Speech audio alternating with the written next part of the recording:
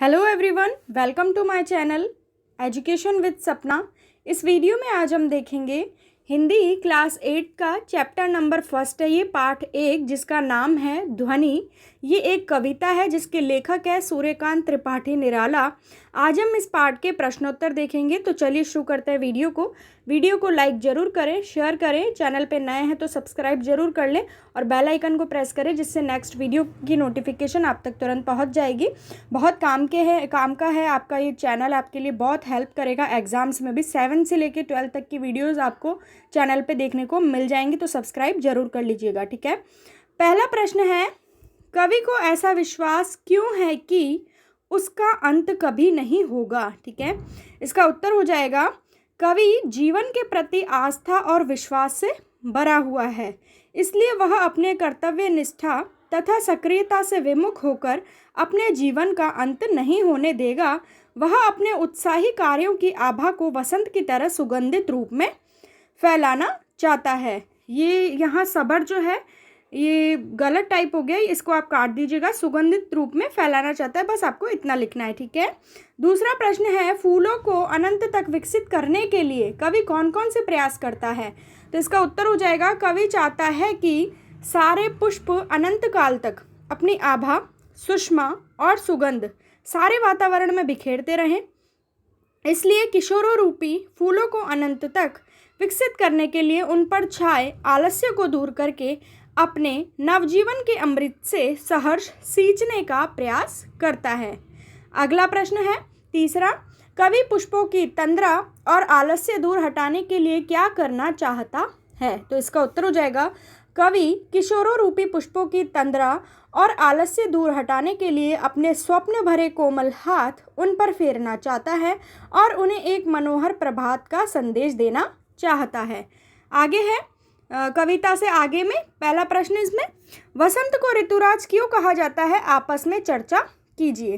तो देखिए, हमारे भारत देश में साल भर में क्रमशः 6 ऋतुओं का आगमन होता है। इन सब ऋतुओं का अपना अलग अलग महत्व होता है। इन दिनों में वसंत ऋतु सबसे निराली होती है। यह हमारे यहाँ ऋतु चक्र के अनुसार मार्च अप्रैल में आती है। इस काल में मौसम सुहावना हो जाता है, ना अधिक सर्दी होती है ना अधिक गर्मी। इस ऋतु में पेड़ पौधे जहाँ नए नए पत्ते धारण कर लेते हैं वहीं चारों ओर फूल खिल जाते हैं। आम के पेड़ों पर बोर आ जाते हैं, खेतों में सरसों के फूल खिल जाते हैं, कोयल की मधुर कूक आदि सब मिलकर वातावरण को मादक बना देते हैं। मानव जीवन उमंग और उत्साह से भर उठता है। वसंत के इन विशेषताओं के कारण से ऋतुराज कहा जाता है, ठीक है। अगला प्रश्न, वसंत ऋतु में आने वाले त्योहारों के विषय में जानकारी एकत्र कीजिए कि वसंत ऋतु में कौन कौन से त्योहार आते हैं, ठीक है। और किसी एक त्योहार पर निबंध लिखिए। देखिए, वसंत ऋतु में जितने भी त्योहार आते हैं वो सब आपको पहले तो बताना है और फिर उन्हीं में से किसी एक त्योहार पे जो है आपको निबंध लिखना है, ठीक है। इस प्रश्न का मतलब ये है। तो देखिए, वसंत ऋतु उल्लास और उमंग की ऋतु है। यह हमारे देश में ऋतु चक्र के अनुसार मार्च और अप्रैल अर्थात फागुन माह के कुछ दिनों से आरंभ होकर चैत्र वैशाख के कुछ दिनों अर्थात 2 माह से कुछ अधिक दिनों तक रहती है। इस ऋतु में वसंत पंचमी, मस्ती और रंगों का त्योहार होली, बैसाखी आदि प्रमुख त्योहार आते हैं। कौन कौन से आते हैं? वसंत पंचमी आपको पता होगा, स्कूल में भी मनाई जाती है, सरस्वती देवी की आराधना की जाती है, पूजा की जाती है। वसंत पंचमी और मस्ती और रंगों का त्योहार होली आती है इस टाइम, और बैसाखी आदि प्रमुख त्योहार आते हैं जो बड़ी धूमधाम से मनाए जाते हैं। अब इनमें से किसी एक पर अपन को क्या करना है, निबंध लिखना है। तो यहाँ मैंने बताया वसंत पंचमी पर निबंध। देखिए, सबसे पहले आती है निबंध में प्रस्तावना। हमारा देश ऋतु प्रधान देश है। यहाँ 6 ऋतुएं होती हैं। 2-2 मासों के क्रम में आने वाली इन ऋतुओं में वसंत ऋतु का अपना विशिष्ट महत्व है। इस ऋतु का प्रारंभ माघ मास में शुक्ल पक्ष की वसंत पंचमी तिथि से होता है। ये हो गई प्रस्तावना। अब दूसरी हेडिंग है वसंत पंचमी का उत्सव। वसंत पंचमी को हिंदू समाज उत्सव के रूप में मनाते हैं। इस दिन नवजात बालकों का अन्नप्राशन करवाया जाता है तथा लड़कियों के नाक कान छेदन कर्म भी होता है, ठीक है। यह दिन जो है शुभ माना जाता है इन कामों के लिए, ठीक है। इस तरह भारतीय संस्कृति में मान्य कुछ संस्कार वसंत पंचमी को ही किए जाते हैं। इसके साथ ही शिशुओं की शिक्षा आरंभ के लिए यही दिन उपयुक्त माना जाता है। इस कारण विद्यालय में वसंत पंचमी के दिन सरस्वती पूजन का कार्यक्रम रखा जाता है।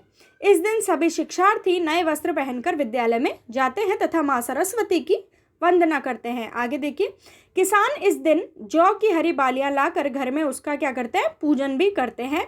इस दिन पीले वस्त्र और पीला भोजन करने की भी परंपरा है।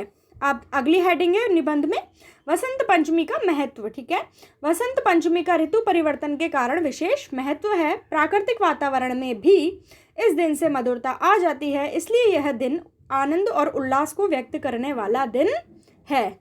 अब है लास्ट में उपसंहार। आप हमेशा ये जरूर ध्यान रखिएगा, कोई भी परीक्षा में आपसे निबंध पूछा जाता है तो उसकी पहली हेडिंग रहती है प्रस्तावना और लास्ट रहती है उपसंहार।